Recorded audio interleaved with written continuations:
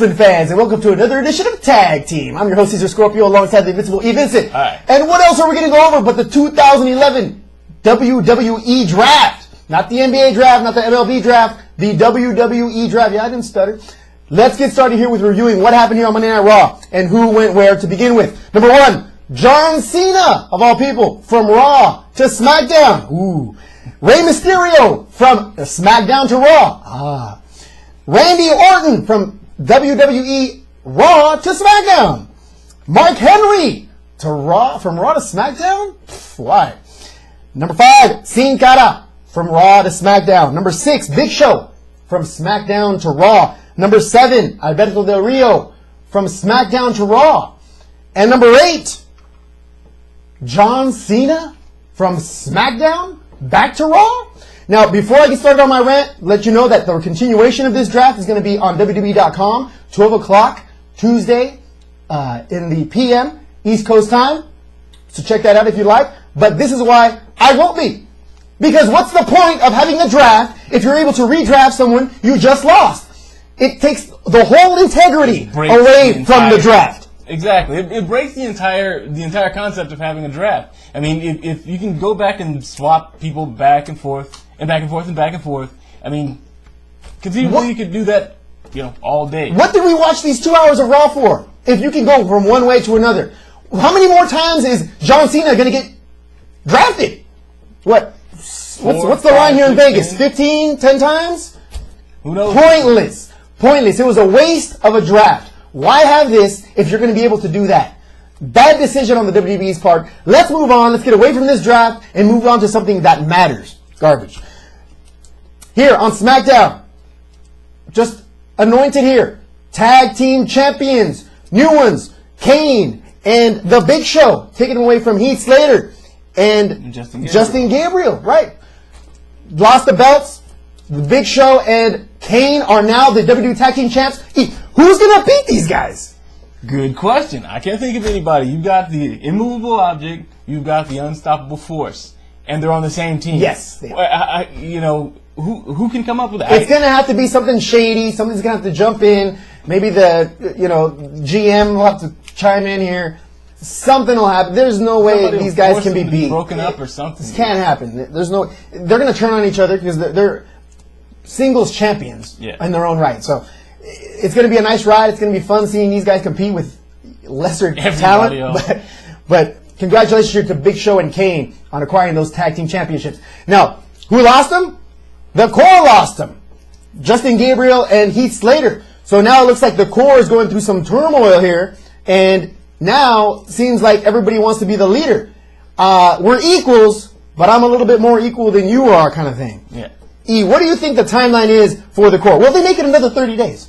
It could shred faster than that. The part of the thing that was holding them together was that everybody was trying to get a belt for themselves. Right. Prior to Heath Slater and Justin Gabriel losing the tag belts, Ezekiel Jackson was sitting on the outside looking in. He sort of felt a little bit of a way about wanting to get his own belt. Right. And there was a little bit of them feeling like he wasn't pulling his weight, trying to help them keep theirs, in both the match with Heath Slater and Justin Gabriel, along with the match with Wade Barrett on SmackDown. So, it really looks like they're coming apart at the seams. I don't see it lasting very much longer. This draft could, for all intents and purposes, tear the Corre apart, which would not be a bad thing. Now, Ezekiel Jackson looks like he's on his way either out of the of the Corre, or the Corre is just going to be disassembled, period. I don't see him lasting much longer there. He's a potential champion. I see him moving on to bigger and better things. The actual situation here with the Nexus, if the Nexus is going to continue, it's not going to be with CM Punk. CM Punk appears to be burning all of his bridges here with the Nexus. Well, he already said that after everybody in the Nexus got punted except for him, that he was just using them. But they still stuck around. Mason Ryan still paid attention to him. So obviously they're still there, but it seems like to be just a shell of the Nexus. It seems like they only wanted to get revenge on Randy Orton. It seems like that's the only reason they unified. Yeah, the enemy of my enemy is my friend, right? Exactly. But that's the whole thing. David Otunga might end up taking on the Nexus, which is a long time coming. I'm sure he'd like that job. look into it here after Extreme Rules to see if that takes place. We'll talk about it here on the next tag team. Another thing that went over, we want to make sure we go over with you, is Layla and Michelle McCool finally separating paths. Looks like Layla finally decided to put a boot to Michelle McCool, ending all of that with tears in her eyes, putting her through the announcer's table. Awesome. I know there's Layla fans that are ecstatic to see that. E, what do you got to say about that? Ha-ha! Awesome. It's been a long time coming. Ever since Michelle McCool's foot got broken, Layla's been doing the heavy lifting for this team, and it doesn't look like the gratitude is there. So, you know, after all this time, Layla finally put her foot down. So, yeah. I'm ecstatic. I think it's awesome. Layla. Layla's good, but she ain't no Kelly. Oh, well, I'll even go beyond that. Fighting words. She's no Vicky Guerrero. Now Vicky Guerrero is a handsome woman, I'll tell you. Okay, let's move on. All right, now let's move on to the much anticipated match and what you've been waiting to hear. Finally, we're going to see JR and Sir Michael Cole in a match at Extreme Rules. That's the news that I've been working for all my entire life. What happened? Rock freaking went on a birthday party lasting 2 weeks or something like that? Why is this match happening when The Rock is having a birthday bash on Raw next week? The next day. No point! What is the situation here? Why are we going through these matches? If I want to see an old-timers match, I'll switch to TNA with Hulk Hogan versus Ric Flair. There's, you know, nobody. No one has ever asked to see Jim Ross get in the ring. I don't think it was even Jim Ross's idea to get in the squared circle with And nobody Michael wants Cole. to see Michael Cole wrestle. It was bad enough seeing Jerry the King with Michael Cole. Yeah. What's the point of having JR in there? There is no point.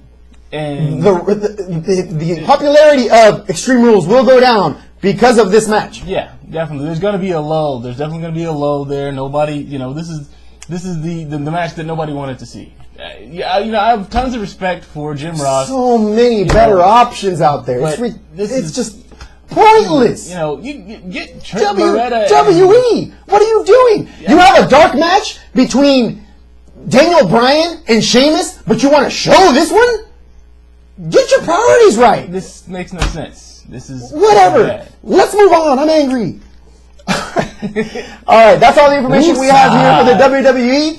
Let's go real quick over the Lucha Minute. Now, the only thing I want to really go over is the return of Aerostar. He made his return here on AAA Sin Límite this past Saturday. Good to see him back after that big injury he received from Superfly, getting that botched DDT put on him. Actually, not even a DDT, it was a tombstone. Pile driver, Tombstone. Messed up his neck. Incorrectly. Came back very early. Good to see him back. Hopefully he didn't come in too soon, but it's good to see him in action. Yeah. Good to see him back. Definitely. Also, if you didn't get a chance to see it, check out the promo for Drago. He's a new new AAA Lucha Libre superstar who will be coming in a couple of weeks. He has one of the craziest masks ever seen. If you hadn't had a chance to see it, check out the promo on YouTube. Drago promo, AAA Lucha Libre. If you get a chance to see it, check it out. It's definitely worth looking at. And again, he'll be at his debut in around 2 weeks. That's all the information we have for this Tuesday edition of Tag Team. Be sure to join us again next week. And also, be sure to catch our Friday show with TNA and 3 the Hard Way. From Caesar Scorpio, the Invisible E. Vincent, thank you very much for watching. See you guys next week. Take care.